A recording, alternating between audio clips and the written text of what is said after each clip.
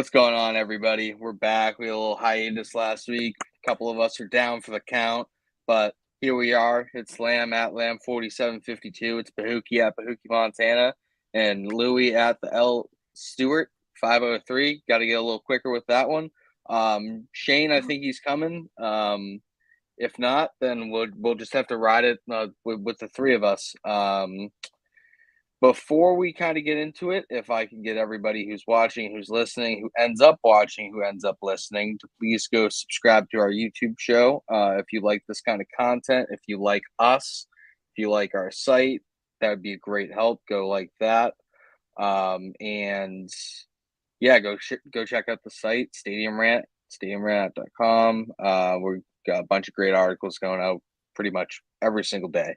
So with that out of the way, let's get in from the word from the front. So any type of breaking news, that's kind of what we're going to get into. So Austin Ekeler today, they reworked his contract, gave him a little bit of incentive-based increase in pay. I'm pretty sure it was about $2 million. I'm not sure what the incentives were.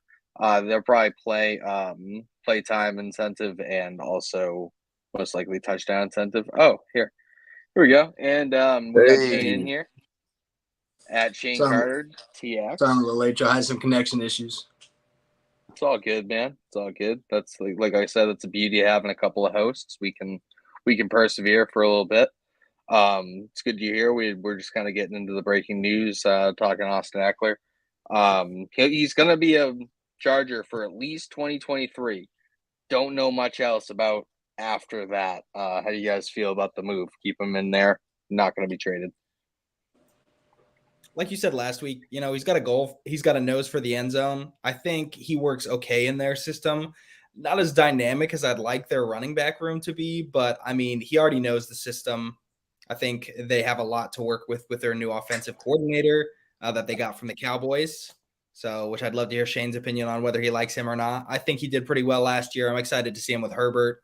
So I think Ekeler is going to do fine. I think it fills a need, but this would be the last year I'm running it back with Austin. Mm-hmm. Shane, how do you feel? Well, to answer Louie's question about Kellen Moore, the reality is Kellen Moore actually did really well as an offensive coordinator. The issues for us, for Cowboys fans, was that whenever their backs were against the wall, he didn't always seem to adjust well to the flow of the game in terms of overcoming what the defense would give at you. And a lot of times the play call would get kind of stale. It would remind them a lot of the Jason Garrett years, which the offense was super predictable, super conservative, not a lot of creativity, not a lot of designing to get guys open, and they wore down on it. As far as Austin Ekeler goes, back to the original question, it only makes sense that it's a 1-year deal just because Justin Herbert is on the brink of a massive contract. And you look at the guys who also might not be here. Austin Ekeler, not only is this his might be his last year, Keenan Allen might be out after this year. There's Nick Bosa. No, it is Joey Bosa might be out after this year. They've got one of the best young offensive lines. They added Quentin Johnson in the draft. I know some of y'all liked him in the draft. In this receiving core, he's gonna be fine. This is a team that's designed to compete, immediately in terms of contending.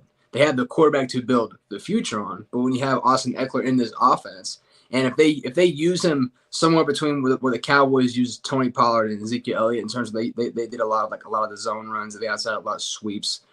How they decided to use him will determine his actual usage. I think Austin Ekeler's best attribute was as a receiver. We saw some of that in Kellen Moore's system in Dallas. A lot of times the running back's best plays were as a receiver were either when they were flexed out to the slot or occasionally as a screen. They didn't run a whole lot of screens last year, which I thought was crazy because they had the year before they actually had, I think, some of the most yards per play on screen passes.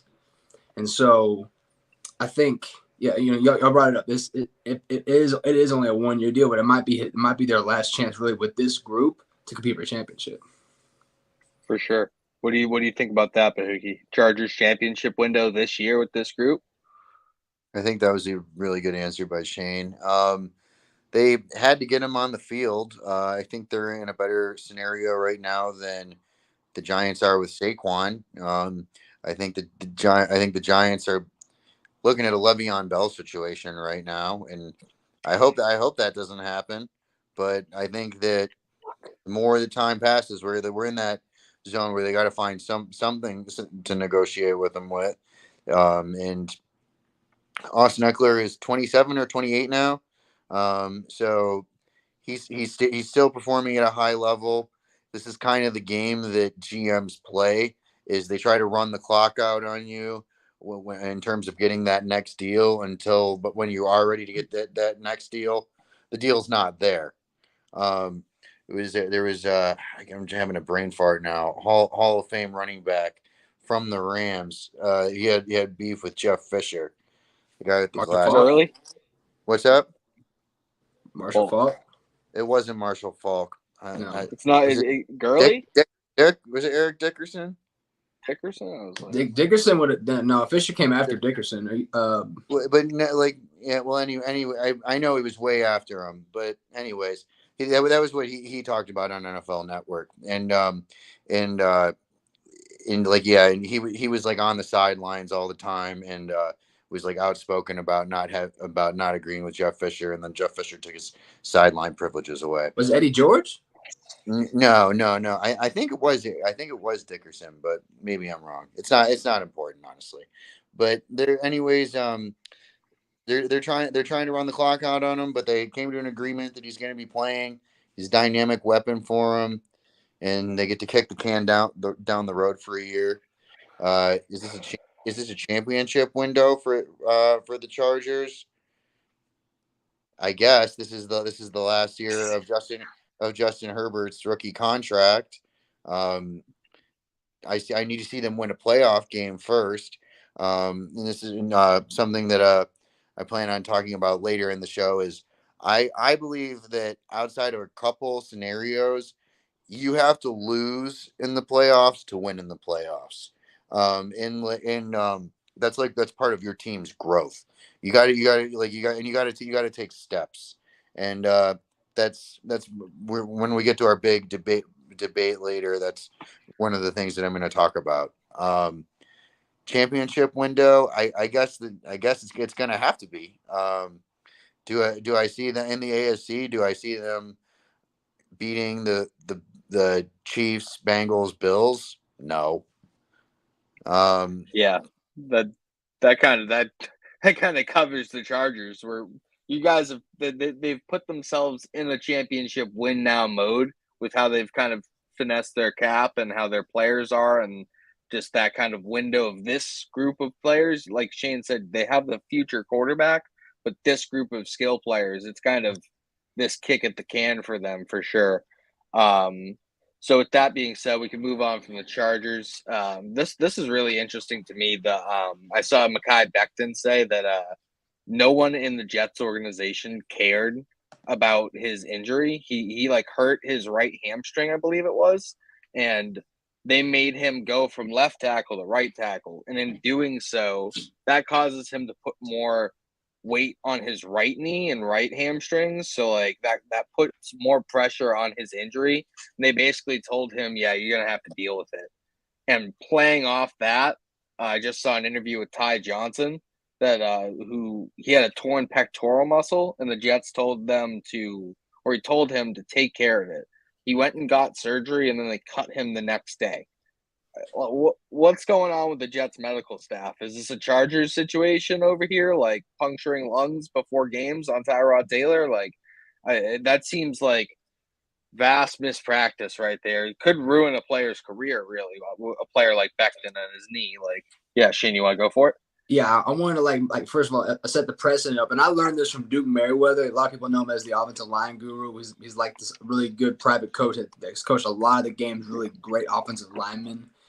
And Mekhi Becton's right, is that you go from left tackle to right tackle. It ain't that simple. It really ain't that simple just to move a position. In fact, most of the time, the easier transition from what I've heard is going from inside, let's say left tackle to left guard, than going from tackle to tackle, just because it's a totally different movement. You're putting force on your opposite inside leg. And since Mekhi Becton tore the ACL on the right side, and that's the side where the edge is being set is on the right side, that's his plant leg.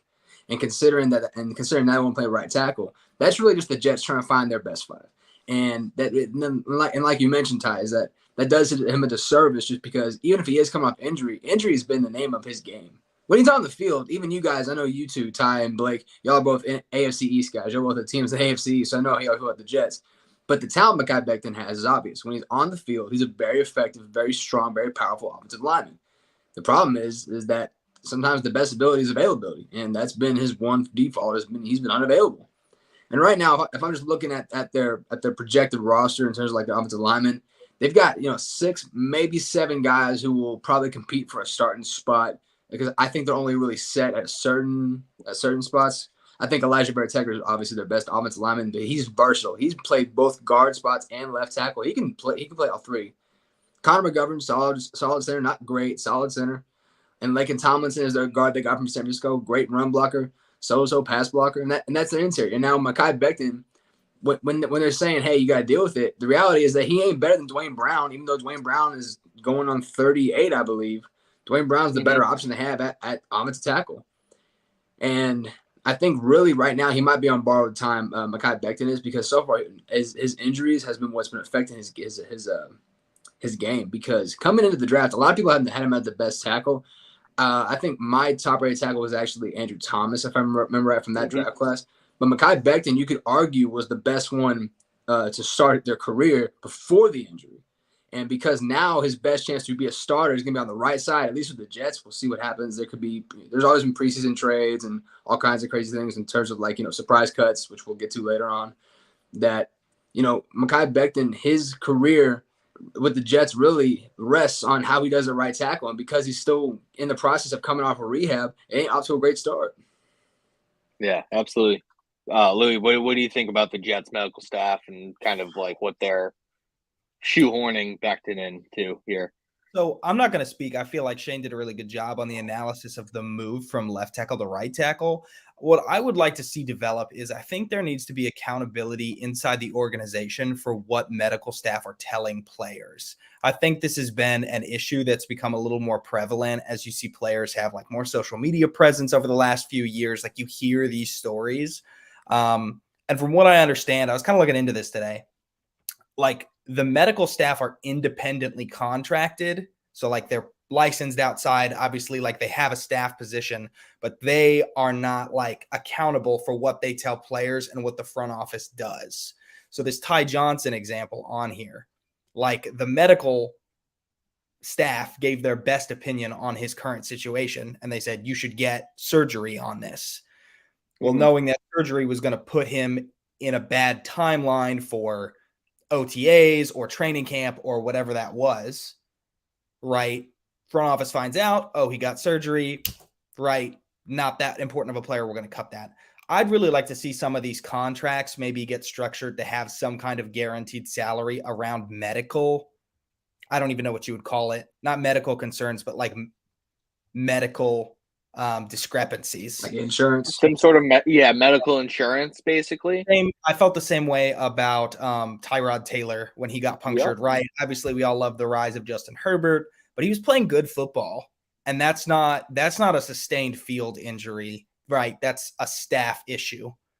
So as these things become more prevalent, you'll probably see agents start negotiating around it, especially because how are you going to get on another team after that?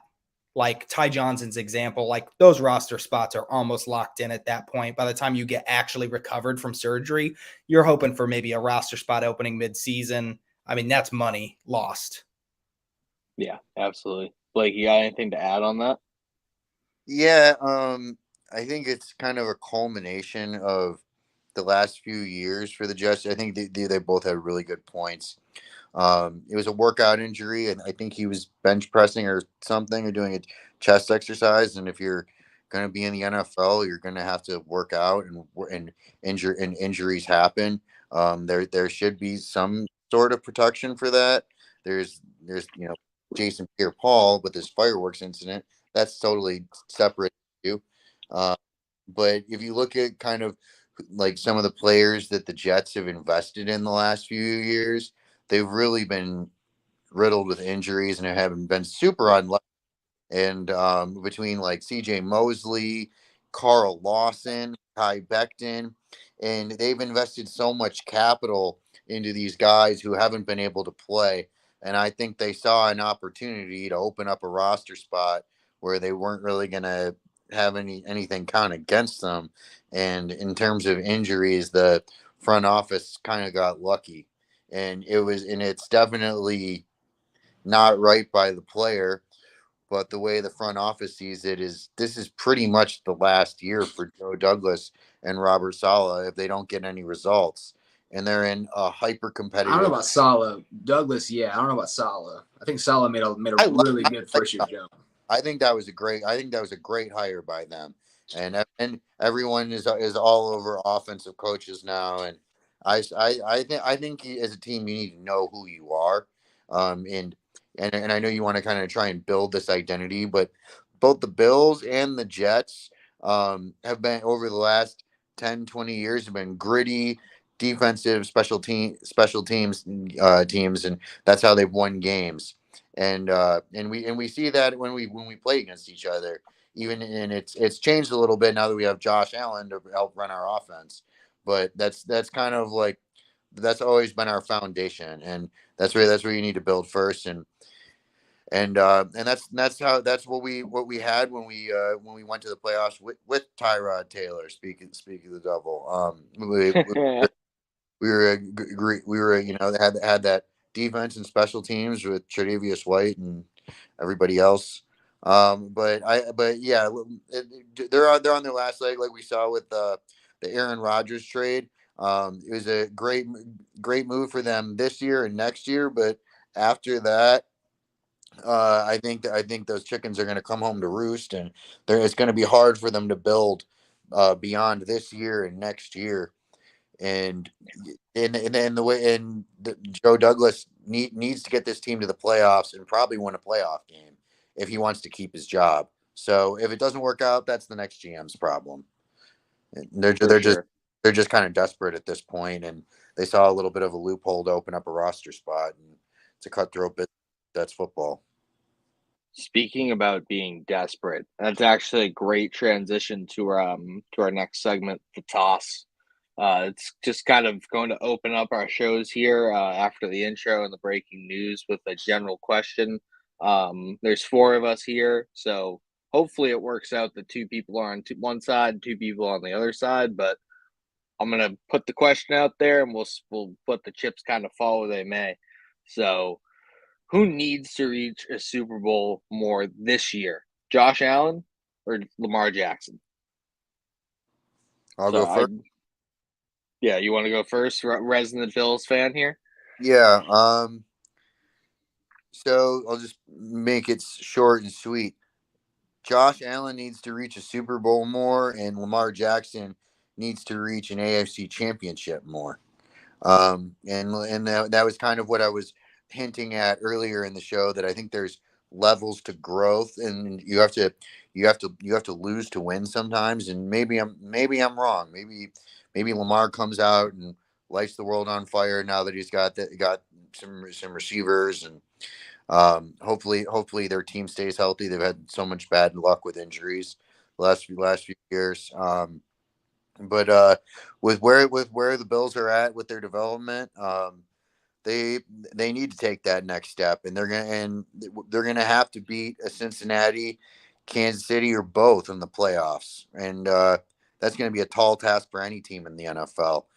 You take any team from NFL history, and that's a tall task. But that's what they're looking at right now, and something that Micah Hyde said going into the Cincinnati game of last year, and something that I've reiterated in different parts of life, is that pressure is a privilege, and that's why you're playing this game. And if you want to play it at a high level, you got to want that. You got to embrace that challenge that comes with that, and because there's 30 other teams that are sitting at home or in Cancun or golfing or whatever, and would love nothing more than a chance at Cincinnati or Kansas City on the road at home in the playoffs. I think we really had been harping on us being at home, and we wanted them in a blizzard and yada yada, and it turned out that wasn't true at all. It doesn't matter. It doesn't matter where. You got to come ready to bring your A game and get ready to take it to the best. And I just think that the Bills are further along in their development. We beat the Ravens in the playoffs a couple years ago. Lamar had a chance to win it, and he has to prove that he can't throw interceptions in the fourth quarter with the game on the line against one of the best teams. Josh Allen has. So everyone saw that Kansas City game that went to overtime, and him and Patrick Mahomes were banging with each other back and forth. We know that Josh Allen has that in him. It was pretty embarrassing against Cincinnati this past year. I'm not going to sugarcoat it, but we know that Josh Allen can rise to that Patrick Mahomes level when he's called upon. We don't know the same about Lamar Jackson. All right. Who wants to take the next swing at it? I'll go because I'm on the opposite side. I think Lamar needs to go first, and I think it's because Lamar has a shorter prime than Allen will have. I think the injuries have already started to derail Lamar's career, and also I think we'd all kind of like to see Lamar beat the allegations. This running back routine's getting pretty old, about 5 years in now. He had to fight for his contract, which him not having an agent definitely complicated that. It just feels like he hasn't had his moment yet. Even on his MVP season, I felt like there was a lot of naysayers, and I think it's important that players who play at a high level need to get the recognition that comes with that. Allen's pretty much unanimously called a top 5 quarterback in the league, top 3 most of the time. It's him, Mahomes, and it's Burrow, basically, is in that elite fringe tier. Lamar Jackson's scramble ability is extremely unique, and I think it puts him in a position to be just a more dynamic player sometimes, but that will run out. That's not going to last forever. It didn't for Vic. It won't for Jackson. It won't for Anthony Richardson if he develops in the league. So I think that Super Bowl window is shorter for the Ravens with Lamar, and I think you're more likely to see the Ravens take some kind of swing and draft a quarterback here in the next couple years if something else happens than you would be to see the Bills do that for Allen. So I think Lamar needs to capitalize on this opportunity and hit his peak. And I don't know if he has to win a Super Bowl. I think he has to go to a Super Bowl. He has to take the Ravens all the way. At franchises, I would agree with you. I think the Bills deserve one before the Ravens do again because the Ravens just won in recent memory with Flacco. But I think Lamar needs the accolade more than Allen does, just to be honest. Shane, you can go, and then I'll wrap up the segment. So expectations are built on who you are and what you've done. Now, history would tell you that an MVP like Lamar Jackson deserves higher expectations because he's done that. But like Louie pointed out, injuries the last couple of years have derailed and really halted the Ravens' playoff success for what were like relatively decent teams. This year, they have a much better receiving core. That definitely helps. Drafting Zay Flowers, signing Odell Beckham, the return of Rashad Bateman, and the improvement of Devin Duvernay. That's a solid receiving core. You throw in Isaiah Likely and Mark Andrews at the tight end position, that's 6 reliable targets through the air. But it's Josh Allen. Josh Allen, even though he's never won MVP, I can make the argument that through the first half of last season, he was the MVP up until the Green Bay, New York Jets back-to-back games. And Blake, you know what I'm talking about. Like when he played really bad in the second half against the Jets, the Packers, and Thursday night, threw those 2 interceptions, and then he played like, I ain't going to say because we're live, against the Jets, and they lost that game. Josh Allen was the best quarterback in football last year through the first 8 weeks, and then Mahomes went and did Mahomes stuff. And unfortunately, no one was surprised with that because Mahomes has exceeded his own expectations. Josh Allen has exceeded the MVP Lamar Jackson's expectations. Josh Allen is, if he ain't the third best quarterback, he's the second best quarterback. Because I agree, it's Mahomes, Burrow, Allen, whatever order you want to put them in. Those are the 3 best quarterbacks. You can't argue anybody else in there. I don't care who you are. Those are the 3 best quarterbacks. And because he's earned the right to be one of the 3 best quarterbacks, he has one of the best teams in the NFL. They do. The Bills have one of the best rosters. Not just the starters. You look at their depth. Blake, I bet you go all day on their depth. They got some good depth on that team, especially on the defensive side. Y'all got some good front 7 players. I really like, especially Greg Russo. Big fan of his. Josh Allen to me, even though he didn't have the accolades of Lamar Jackson, he's exceeded those expectations. He has the expectations of he should be in the AFC Championship game at minimum every year. So he, to me, has the higher expectations and the higher what would you call it? The higher belief that he will get to a Super Bowl first. So it's easily number 17. All right, I'm going to wrap it up, and I'm kind of glad I split it up how I did because that's the sides we've fallen on. I think it's Lamar Jackson. It could call it fatigue, maybe call it whatever you'd like to call it. I think that if I call you're you being a looking Pats at fan. I think so too. all right, you can call Louie's a Texans fan, but that's that. See, he was neutral. So my point is that if you're looking at the Ravens year by year, what are you looking at? You're looking at, oh, Lamar's doing it pretty much all by himself on the offensive side of the ball. Like, what has he really had in recent years to go with? Sammy Watkins, Mark Andrews has been his best target, great target, really reliable. I don't think you can win with just Mark Andrews. Now you come in, you add OBJ. If he's healthy, at worst, if he's healthy, he's a wide receiver too. Rashad Bateman, I'm still a Bateman guy. I've always been a Bateman guy. I think he's a really, really good in between the numbers type of receiver, chain mover, something that will help Lamar when he's healthy. He's big bodied too.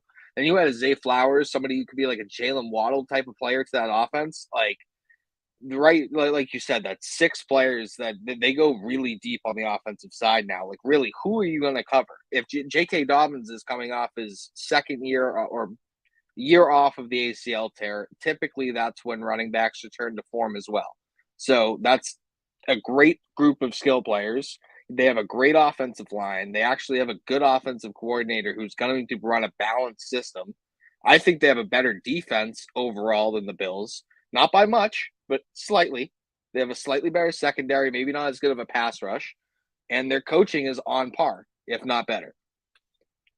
I think the Ravens have given Lamar everything that he needs to go and win that, so get to a Super Bowl, including the contract, including the players, the compliments, the weapon change, the schematic change, all the things he needs to do. That being said, I think that, like Louie said, the window for Josh Allen to get to a Super Bowl is longer. Because like you said, Shane, his floor is the AFC Championship game. So by worst case scenario, in most scenarios, he's one game away from the Super Bowl. Well, then what's Lamar's floor then? I think Lamar's floor is probably a wild card berth. His ceiling should be the most elite player on the field. Well, yeah, that's every quarterback's ceiling. What I'm saying is that the question was about who should be expected to win the Super Bowl first. And I said who needs it more. Right. Because Josh Allen has the increased expectations on him, he needs it more to verify who he is. Everyone's making excuses for Lamar Jackson. It's been valid excuses, don't get me wrong, but excuses nonetheless. No, I totally get you. It's just the side that I fall on. You know, I think that it would mean more if Lamar Jackson made it to a Super Bowl this year than if Josh Allen made it to a Super Bowl this year, because I think Josh Allen very capable to make it next year. Personally, I don't know if the Ravens are going to be there next year for their legacy. Because then if Lamar did make it to the Super Bowl, then he would be up in that conversation with those top 3 quarterbacks. I see what you're saying. Doesn't mean it's going to happen. I thought it was a really good debate, though. I think there are really strong points on both sides. I'm gonna insert my thing here too. I think here's the thing. At the league as a whole, I think Deshaun Watson needs to reach a Super Bowl before both of them. Shane is investment because of sheer investment. I don't even like the guy anymore. But 3 first-round picks and a fully guaranteed contract that's going to sink your team in 2 years. You talk about needing. You got the window now. You got to go. Louie over here hating on his ex. Yeah, I am. I'm bitter. I mean, I thought it was worth mentioning, right? They went out and fixed all the problems that everybody had with the Browns: run defense, extra wide receiver. I mean, like, I think AFC Championship should be the expectation for the Browns this year, and I don't think it's going to happen. Yeah, I don't think any of us are really that high on the Browns either. Like at all. Like middling team at best, might make the playoffs. Yeah, Deshaun Watson has to prove that he's an NFL quarterback again because the last 6 games of the year he wasn't. Yeah. But even if he finishes, let's say 5th in MVP voting, right? Oh, big return to form for Watson, like whatever. If they don't make 1 game or 2 games into playoffs, like it's not gonna matter. It's still they would officially been doing better with Baker Mayfield if they don't win a playoff game. Yeah. Baker Mayfield was the better option. So if that goes down like that. On to our next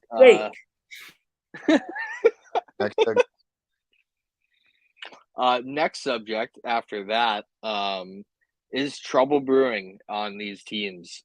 So we have 5 players who aren't at OTAs just yet.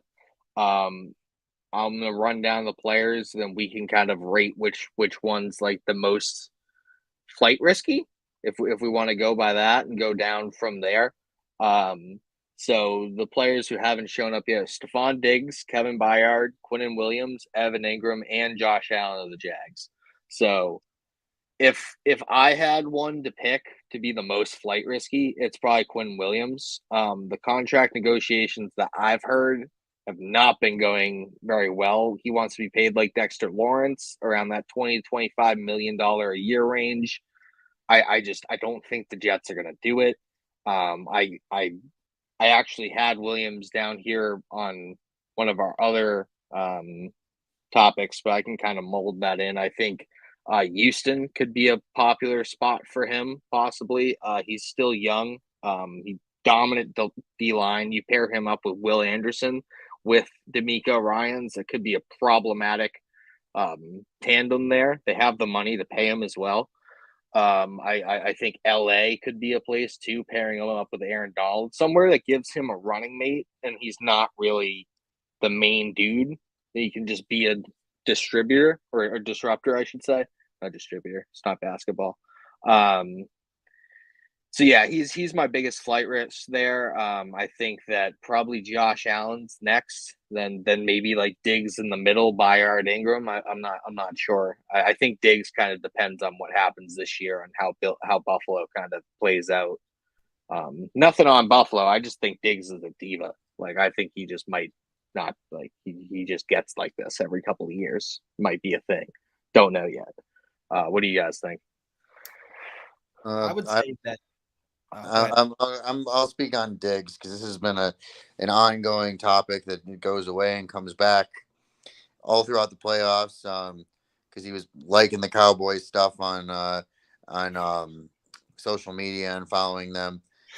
He's not going anywhere for the next 2 years because of his contract. And he restructured his deal this year to put more money in his signing bonus. So he has an even bigger dead cap hit than he had prior to free agency. I'm sure he would like to play with his brother. No, who wouldn't? Whether that happens in Buffalo, Dallas, or somewhere else. But unless someone is coming in with a first and a second round pick for him, who is now 30, that ain't happening. It's gonna have to be massive capital to for a guy that we would then have to replace with a number one receiver, as we saw when we acquired him from the Vikings. Then they got Justin Jefferson, and worked out for both teams. Doesn't always do like that though. Yeah, no, that's the rare win-win in the trade. But Diggs is not going anywhere for the next 2 years. I promise you that. And I've had the debate about him being a diva with plenty of other people. The dude wants to win. And something that Brandon Bean, our GM, said is that he wishes he had 52 other guys on the roster that wanted to win as bad as he did, and maybe they would have been more competitive in that game. And I don't know. Hey man, I want Stephon Diggs. I'd take him in a heartbeat with my eyes closed and everything else gone. I'd take him on my football team. Yeah, I don't care. You can be a diva on my team. Yeah, be happy about it too. he was open and he should have got more targets in that game. The Bills were getting killed by the Bengals defensive line, and Josh did not have a chance to go through his progressions. He was really struggling to get through his reads in that game, and Josh struggled the second half of last year. As Shane was pointing out earlier, after that Jets game when he had that UCL injury, he was not the same quarterback. And and I'm looking forward to him being fully healthy this year. And he played through it, and we were still a better quarterback with 60 to 70% of Josh Allen than we would have been with Case Keenum. We can't run our offense any other way, and we still won a playoff game, won our division, even with him not at his best. And he's gonna be back, and he's gonna be better this year. Don't think anything else about it, because we know it's gonna happen. Anyways, that's enough about Stephon Diggs. Quinn Williams, I agree with you. However, for more or less the same reason that I was talking about why them making the move for Aaron Rodgers, I think that the Joe Douglas and maybe Robert Saleh have their backs against the wall. I think they're going to pay Quinn Williams. He's one of their best players on their team. Period. On either side of the ball, he's a guy who can wreck a game, and everyone else in the AFC East would love that if he went somewhere else. I think that holding out is really like one of the only things that players can do to have any sort of power to negotiate anything, and it puts a little bit of pressure on the team. Then who else was on? I said Kevin Byard, Evan Ingram, and Josh Allen. I would say Josh Allen's probably the biggest flight risk of that bunch. I expect Evan Ingram to be back, and I don't know. It's OTAs, man. I have a hard time really putting. I don't put as much weight on this as everyone else does. Stephon Diggs wasn't at OTAs last year when everything was great. When we get closer to training camp and guys are actually holding out, then you have a lot more clear and obvious of an issue. For sure. Louie, Shane. Moving, yeah. Yeah. So I kind of agree with Blake on this. I think OTAs are really blown out of proportion. They're called optional for a reason. I don't go to every optional work activity because that just sounds like it would suck. I think I like to connect things with different storylines. So like the Stephon Diggs not being there, I think is interesting, but I looked and like Blake said, he wasn't there last year, and I don't hold a competitive spirit against players. Like he's not going to go anywhere and find a better quarterback. They're not going to trade him to the Chiefs. They're not going to send him somewhere they have to see him every set of playoffs. So, I think he knows that. I think heat of the moment stuff, and he's just doing what he's doing, let a man live. Quinnen Williams, I also don't see. I think the most likely is Kevin Byard. There was a storyline during this offseason that he refused to take a pay cut when they were working on the whole Titans restructure. He has been previously an OTA participant in past years, so I think it's really interesting that he's not there. Previously has been a really big part of leadership on the defense, a really big Vrabel guy. So I think he could be a surprise cut candidate this year. I could really see them just eating the salary and not wanting to put up with him because he wants an extension, I think. Which he's in a bad spot too, because I feel like the safety market is, again, one of those that kind of settles before OTAs. Safeties and running backs, there's just so many good guys at those positions. I don't really know who would pay him more than the Titans are paying him now. But Josh Allen, I don't think is going to go anywhere either on the Jags because he's stuck through the bad years and never complained. And now that they finally have Trevor Lawrence and a good coach, I just can't imagine wanting to stay through the rebuild. You have a good playoff run. You have a good team. Then you want to leave. Yeah. You want to leave? I don't know. I just don't see it. I think they'll pay him, and I think that'll get sorted. Shane, you got some final thoughts here on this? Well, flight risk to me is kind of a blanket. It's just a blanket term just because, like, it's kind of subjective to, who we know these players to be. I don't consider Stephon Diggs to be a diva just because, to me, when I think of a diva receiver, I think of Terrell Owens, Antonio Brown, people who are more about them than about the team. Stephon Diggs is emotional. He's vocal. He's outspoken. I never thought of him as a selfish player. And as far as like him liking Trayvon Diggs and stuff, Trayvon Diggs, if y'all look at him, he likes Stephon Diggs' stuff. It's just brother stuff. I mean, yeah, if they were ever play together, it would be way down the line when they're both in their 30s. Okay, so like that's not gonna happen. And if any Cowboys fans are watching, it ain't gonna happen anytime soon.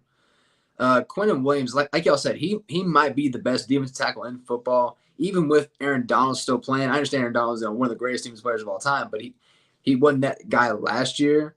And Father Time is still undefeated. In terms of flight risk, I think you would look at Josh Allen, Kevin Byard, or Evan Ingram. By the way, just for perspective, if the Bills were to trade or even cut Stephon Diggs as a post June 1st cut, they would swallow $13.5 million in cap space, and they're already 1.5 over the cap. So no, that ain't gonna happen. Kevin Byard, I looked at his number. They would have the same cap hit and savings with a post June 1st trade or cut. They would swallow 5.5, but they would save 14.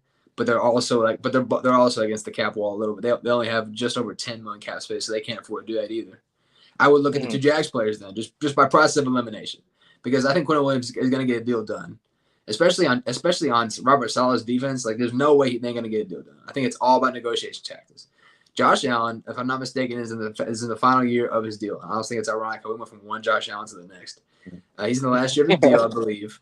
Evan Ingram, though, was outspoken about how he did not want the franchise tag. He comes off his best season of his career, and because they want to be able to extend their best players and even sign free agents like they did, they still wanted that tight end because he helped elevate Trevor Lawrence, and Trevor Lawrence helped elevate him.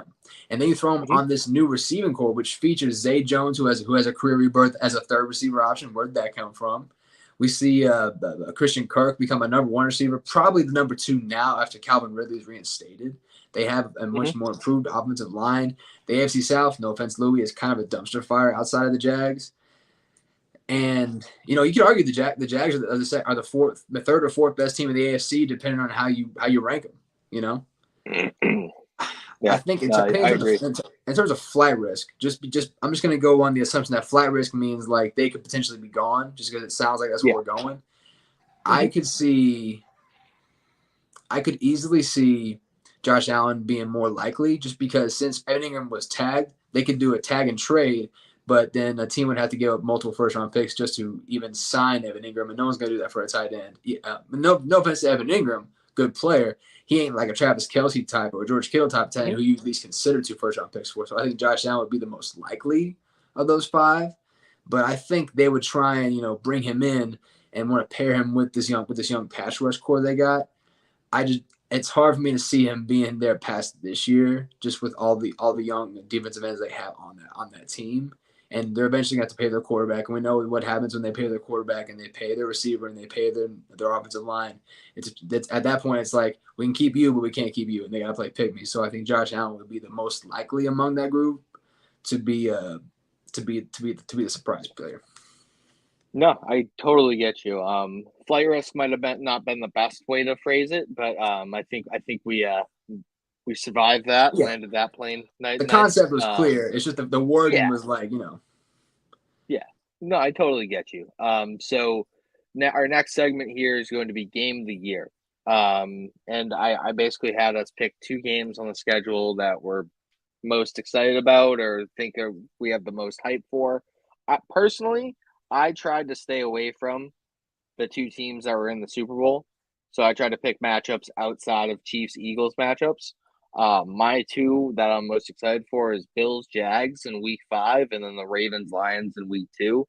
I think the Bills-Jags is one of those sneaky AFC title fights. I really believe in the Jaguars. I have been a believer in the Jaguars since they hired Doug Peterson, since they kind of went on that run.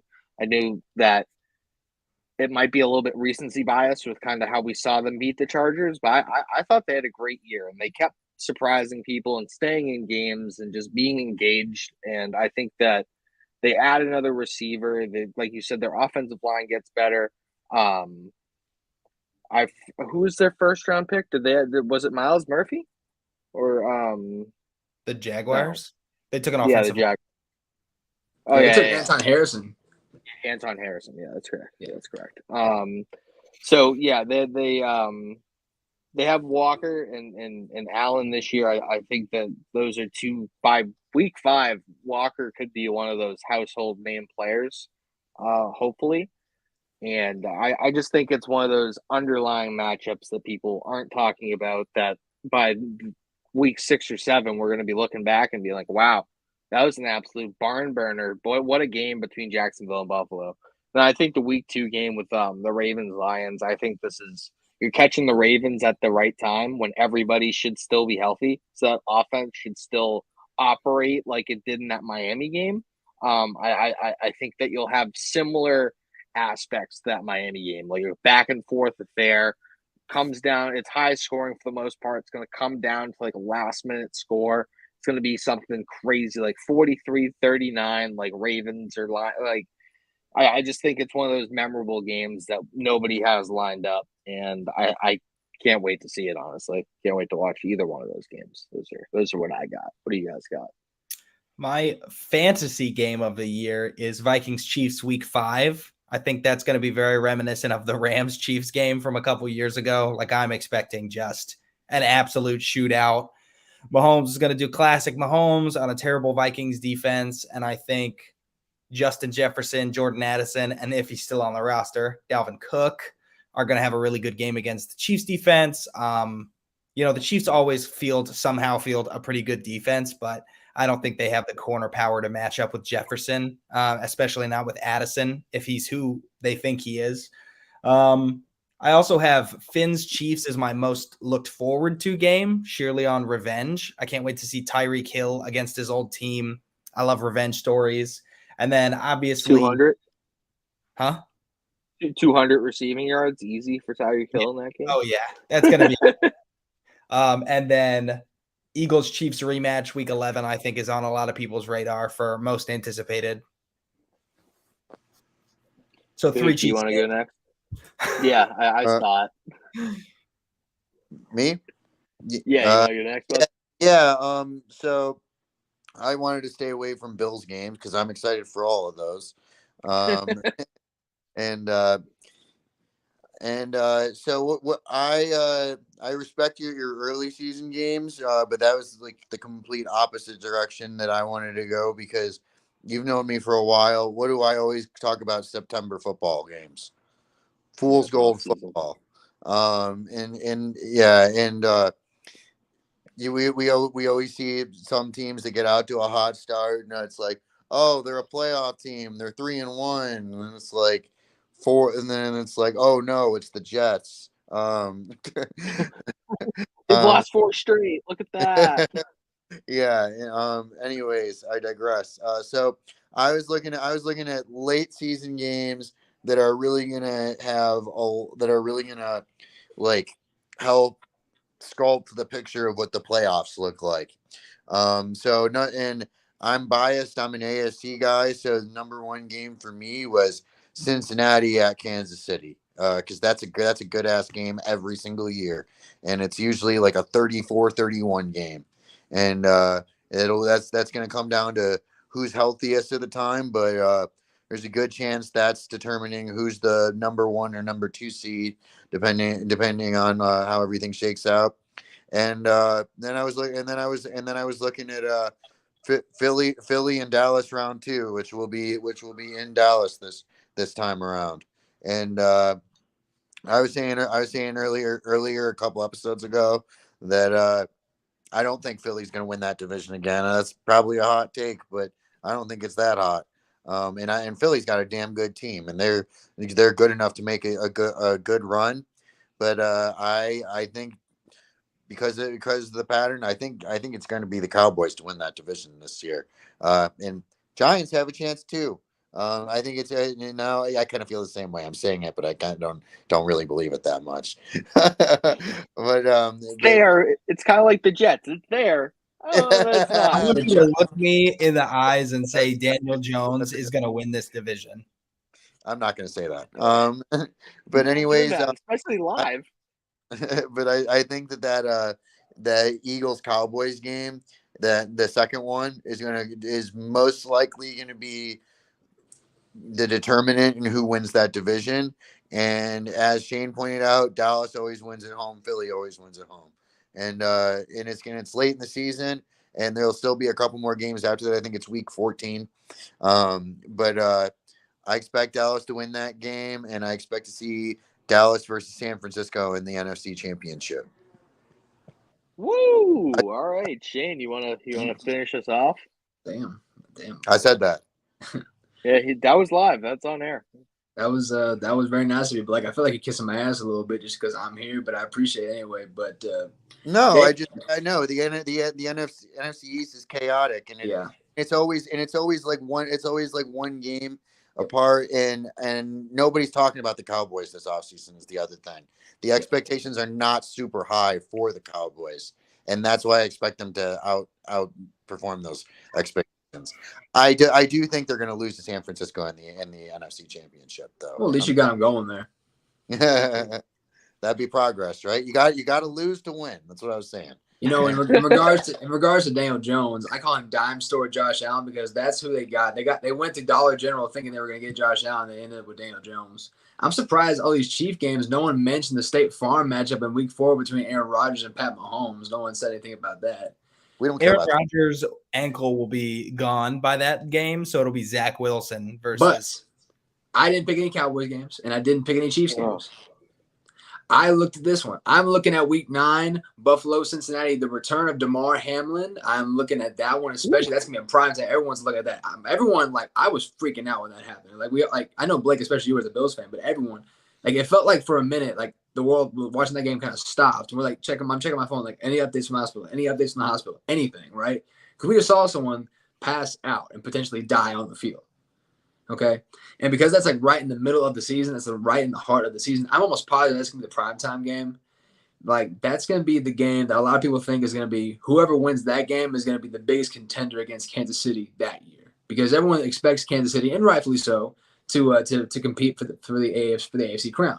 And it's always come down to, the last couple of years at least, between Cincinnati and Buffalo. So I think whoever wins that game is probably going to be the preemptive favorite to challenge the Chiefs in the AFC.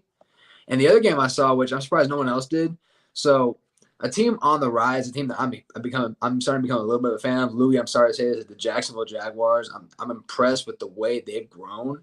And no one's talking about how they're going to have a home game against San Francisco in the second half of the season. And I don't know who the quarterback's going to be, but it's going to be in Jacksonville. It's going to be one of the best defenses versus one of the best offenses. A potential Super Bowl preview between Jacksonville and San Francisco, two young, powerful teams with superstars across the board, which I would be surprised if that's the primetime game either. So I'm watching out for that game as well. Again, I understand we got a bunch of AFC guys here, especially one AFC South guy, Louie. I'm sorry. But the Jaguars, for all the love that Kansas City, Buffalo, Cincinnati, and Baltimore get, the Jags are on the rise.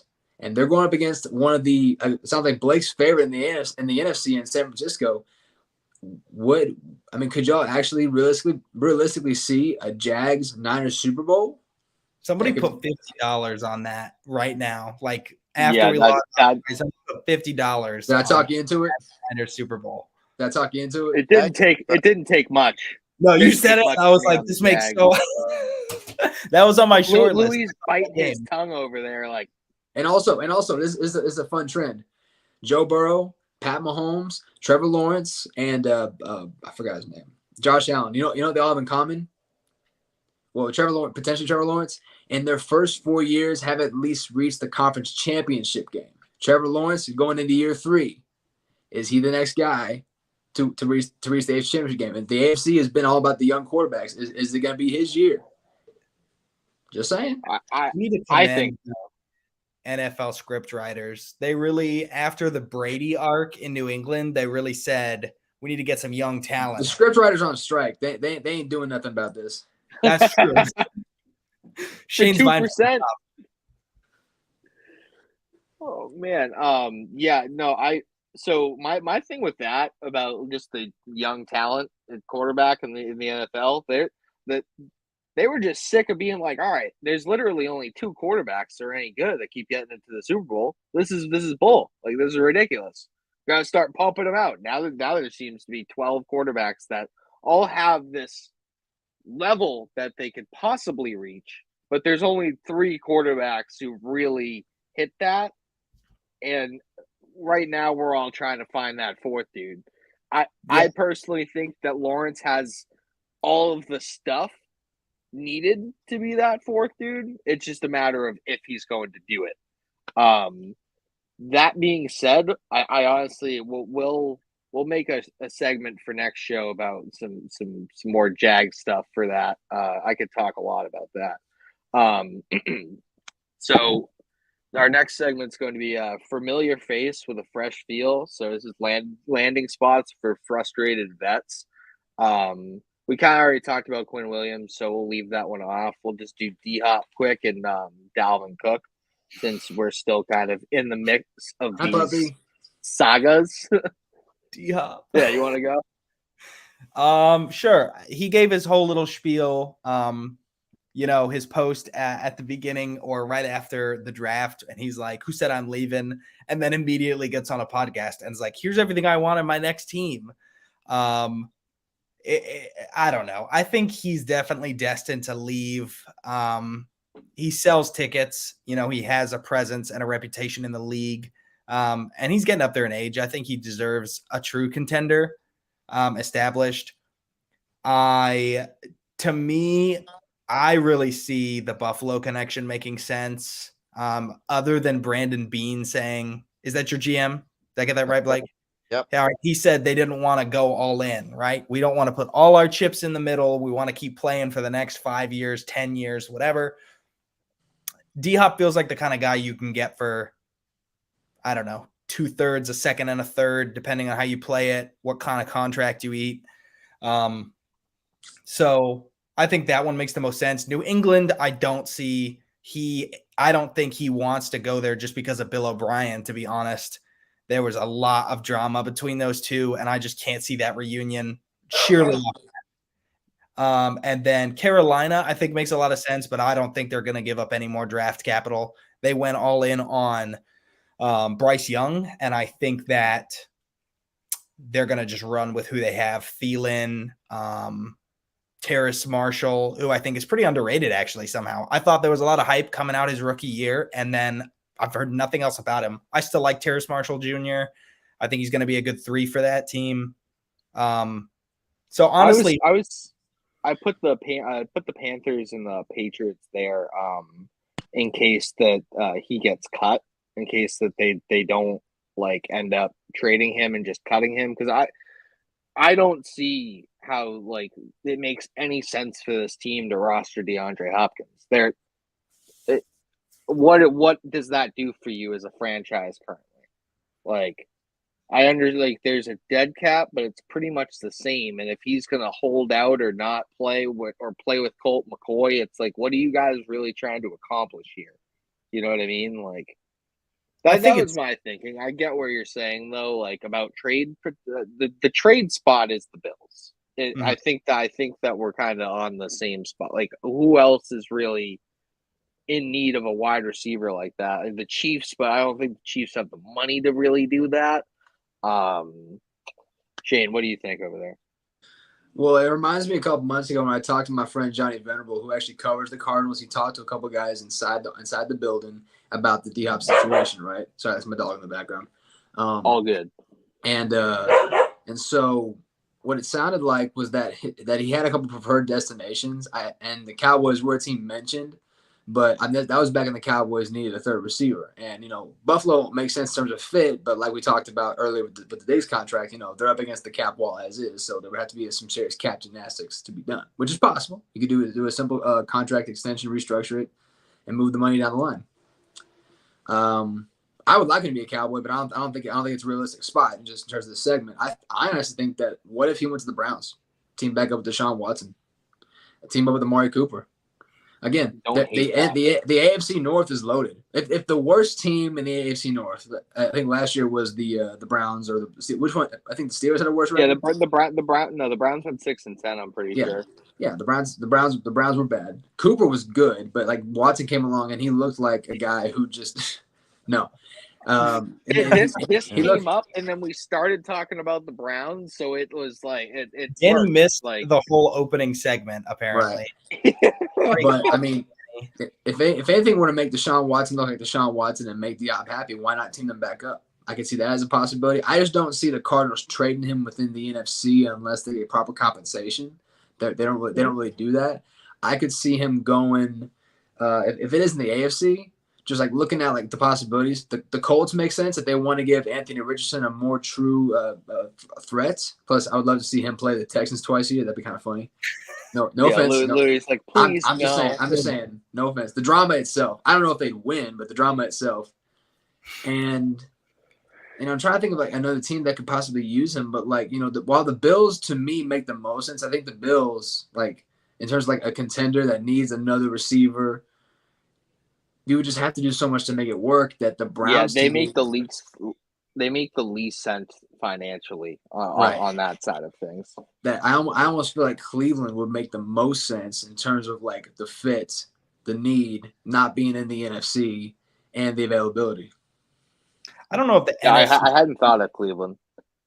Yeah, I hadn't either. It's an interesting. I don't know if the NFC is going to be a huge stopping point for them, only because I don't know how Hop's old now, to be honest, like pushing 30, I think, if he's not 30. So, I mean, by the time this Cardinals rebuild ends, you're playing him meaningfully for 1 year. I think if the compensation's right, like you said, I think they'd move him even inter-division if that was the best price they could get for him. I can't see Rams or Niners. Niners, I guess, would be the only one because the Seahawks don't need a receiver. Just because they can. The Niners don't need a receiver. I mean, that's true. They need a 3. Ayuk. Their Debo, 3 is and George Juwan. Kittle. Like they don't need DeAndre another pass catcher. I don't Come think on. so. Like that's an embarrassment of riches in my I'm opinion. trying to talk myself out of this Browns thing. That deep. I'm convinced. All right. So Shane really just came on here to hurt me tonight, to be honest.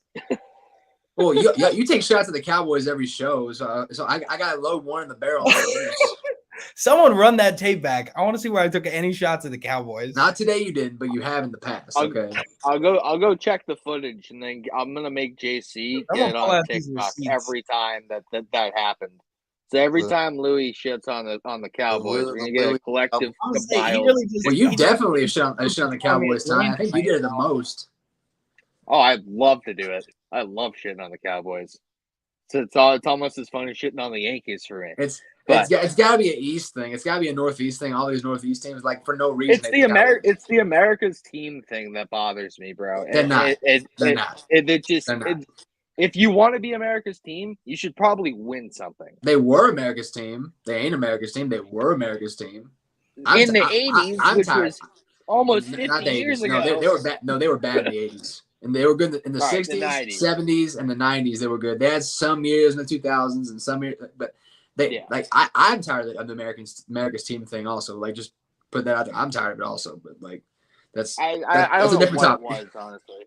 It's also they're just like they're so nationally broadcasted. It just makes it so easy for it to happen when things don't go the way they should for them. I'm just like, oh, you're the Cowboys cowboying it. Which is why Dalvin Cook makes the most sense for the Cowboys. I have Dalvin Cook going to the Cowboys here. You do? I think, I do. I had that as one of the landing spots. It's Miami, Dallas, and the Rams. Just because the Rams are like to do stuff like that. I don't know. Like I saw, not a lot of teams need a running back. It's really hard for like the Kareem Hunts type, that type of player. Like they're almost getting phased out of the league with how running backs are drafted and like these second contracts. Unless you're just a plus passer and a great pass blocker, like you're really not getting a second contract just for being an in between the tackles guy. I know that's not what Dalvin Cook is, but I'm finding it hard to really peg a landing spot for him. I think he might need to take a pay cut or something. I'm not entirely sure.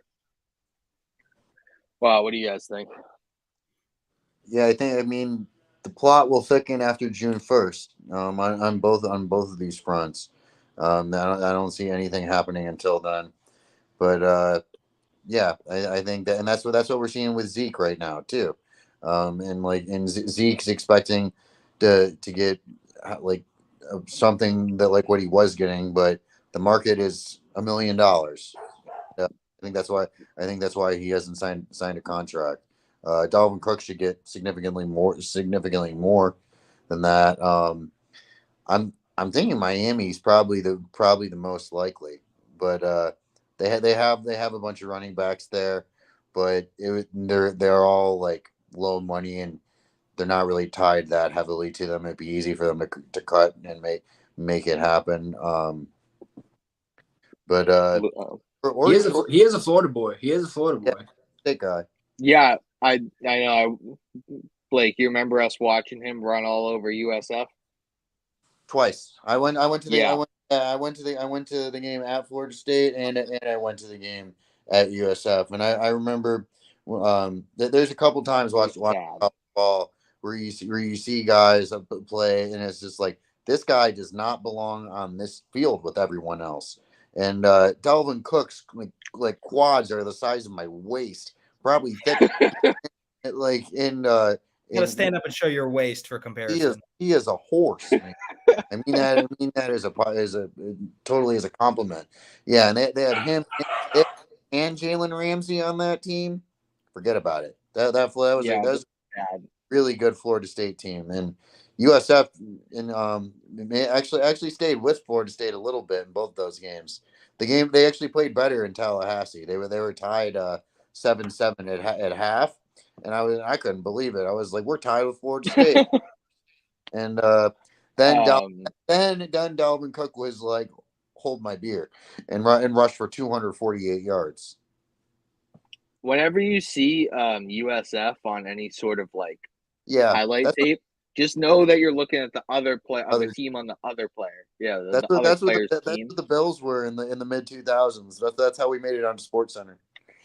I watched Jonathan Taylor rush for like 306 against us. So I was like, but the Texans guy's going to be good version of that because I watched a Derrick Henry highlight clip and had to see my team 6 times for the long runs of his career. So just getting thrown to the side. I'm tired seeing the Cowboys. Those are in one of those Derrick Henry highlights.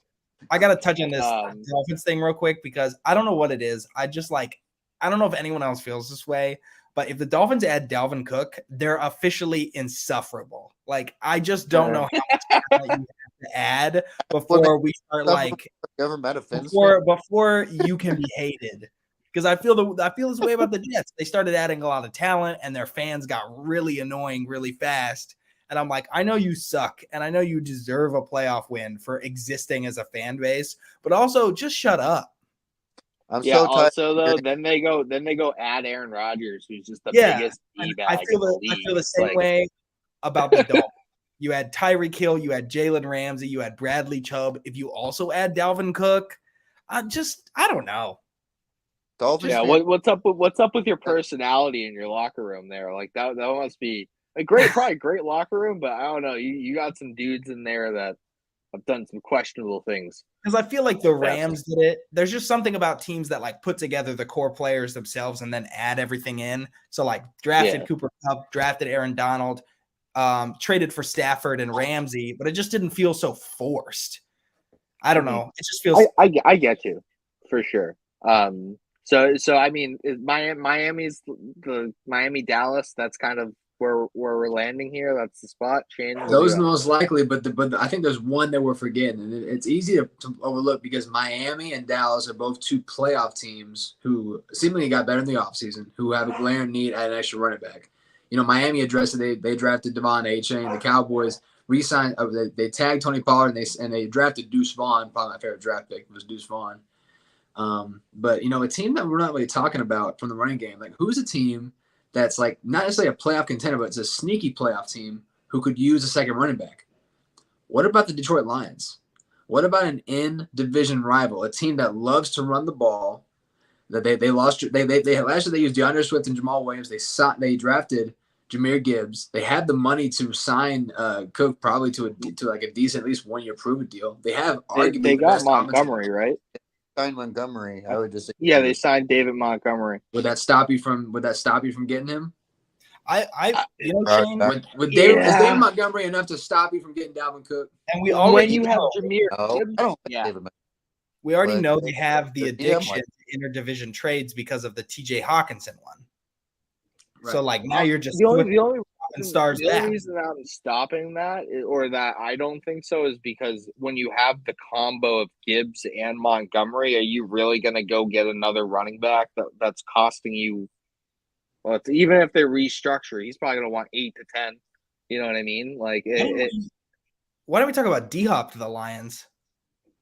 that's No. a Because I don't know. they've already like they're already rebuilding. It looks like they're trying to rebuild the receiving core with younger guys, younger cheap guys, and they're spending all their money on the offensive line and the defensive side of the ball. That's where their money's going. Their draft picks are going to the offensive skill sets. I Their think. draft went absolutely nowhere. Well, no, like- they drafted core players, but they didn't draft a lot of splash players. They drafted like They're gonna. reliable.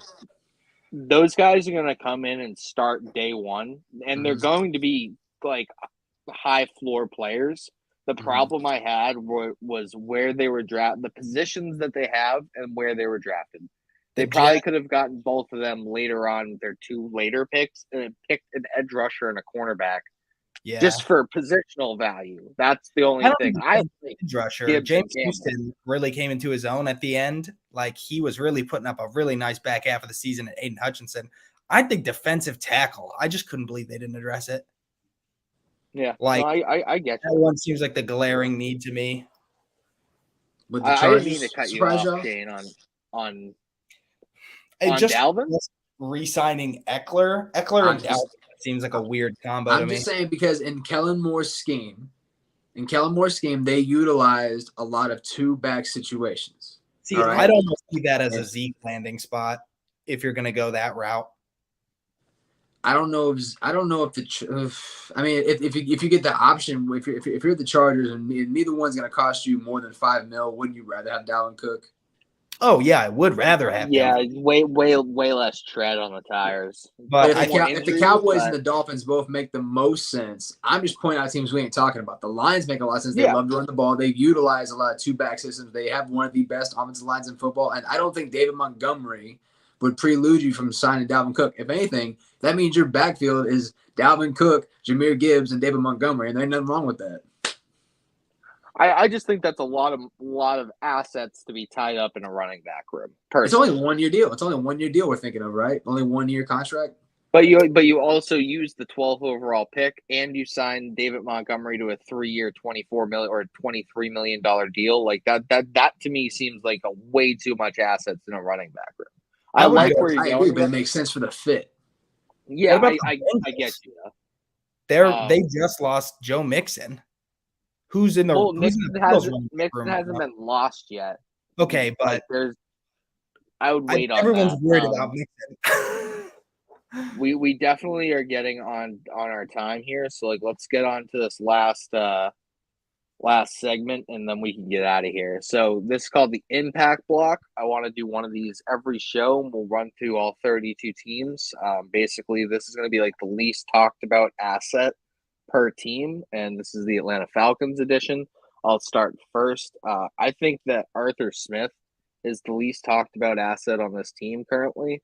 I think that when he is given the a number of weapons, he can create a really, really strong offense and unique offense that most NFL minds haven't seen before. I think that when he was in Tennessee, he was creating a lot of interesting ways to run the ball with Derrick Henry and a lot of blocking schemes, a lot of ways to kind of get him out in space. Now with Atlanta, everybody's talking about the big names that they've been drafting, the big skill position players. I think they have a great offensive line. They have a great running back room, really strong tight end, really good wide receiver one. That's all the pieces that you kind of need for a guy like Arthur Smith to kind of go into his lab and cook up a ridiculous offense that should be able to have Desmond Ridder and distribute the ball evenly and use his athleticism to a proper extent. Now, will all this happen? I don't know. I think that he is the linchpin of all of these pieces that they've been assembling. And if he can kind of organize everything, that team is going to be good eventually. I don't know if they're going to be good this year, but they'll have the foundation to be one of the good rosters in the NFL. Who'd like to go? I'll go. I'll make mine quick. I'm trying to watch this Heat game. Yeah, I get you. I'm not even going to watch it. Yeah, I bet. But hey, look, it's Jimmy Butler. I can see your broom.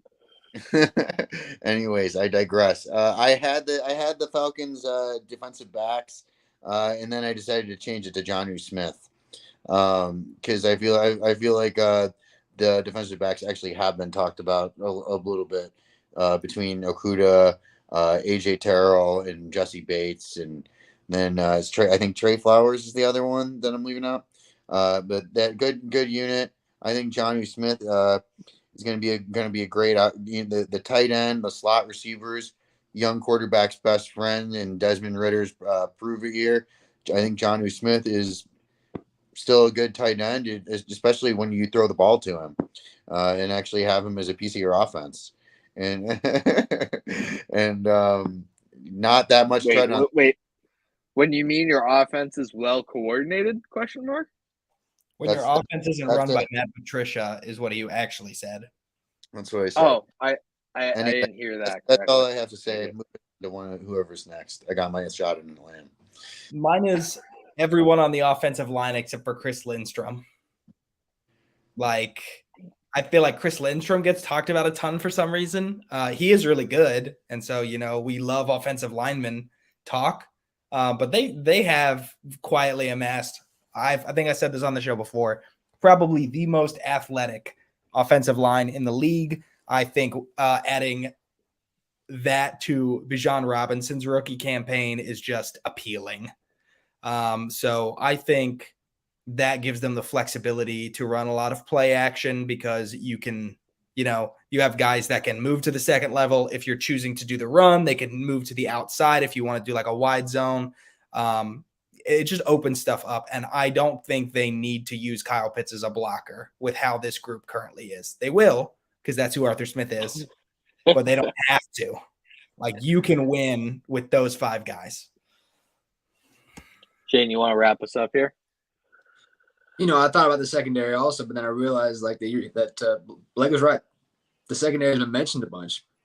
But what's quietly developed into a decent-looking group is their starting receivers. And I'm just going to read you off the projected starting receivers: Drake London, Matt Collins, Scotty Miller. Not just naming that, it's kind of underwhelming. But what you don't understand about this receiving group is that as underwhelming as it is outside of maybe London, you know what they are? They're route technicians. And the one thing you can do with undeveloped quarterbacks and quarterbacks in new systems where they're asked to do more in their second year is guys who will get open where they're supposed to be open.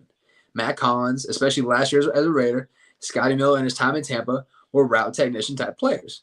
They wouldn't be the go up and get it guys. They wouldn't be the 50-50 ball kind of guys. They were the guys who would run, separate at the point of the separation on the route and get open. They have reliable hands. Scotty Miller, good hands. Matt Collins, good hands. Drake London is probably going to be that number one X factor receiver they have. But what they have for Desmond Ridder is, while they have an underwhelming receiving core, they have a reliable receiving core. And sometimes when you have a young quarterback who you think could be that guy, because it sounds like they're going to give him the chance, having guys to get open is sometimes better than having playmakers, because those are the guys where they're going to be, when they're going to be there, and when you give them the ball, they're going to catch it. Mm-hmm. Yeah, no, I definitely agree with you. I mean, if you're putting together that wide receiving room, and then you add in the tight ends of Pitts and Jonnu, and then you add in Bijan and Algier and Cordell Patterson still there. There's just a lot of tools, a lot of things that Arthur Smith can kind of play with, kind of tying back into he's got to be the one to like maestro this all together and conduct the train and really hit all the buttons and pull all the levers and make this thing go. All the pieces are there. I mean, you really can't argue with the way that the offense is built. It's really I think a plug and play quarterback away. I mean, we'll see what Ridder has and if he can kind of just distribute the ball. That's kind of game manage. Read that running back room again. And I want everyone to listen to this. It is Bijan Robinson, Tyler Algier, and Cordell Patterson. That is the best running back room in the league. And you're against the Lions signing Dalvin Cook. Dude, yes, I am. You want to know how much? What's wrong with having 3 good running backs? There ain't nothing wrong with because they drafted Algier in the 5th and Cordell Patterson's worth like $2 million. They drafted Bijan in the 1st. Who cares? Okay, you have 3 good running backs who do 3 different things. They have 3 good running backs who do 3 different things.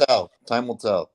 Yeah. I think the Montgomery signing has more to do with that than the drafting of Jahmyr Gibbs. So I think Jahmyr Gibbs is going to be used in the slot a lot and going to be like kind of a gadget guy. I just don't see it with the Montgomery signing. I think Montgomery is going to have the ball in his hands a lot the way he's getting paid.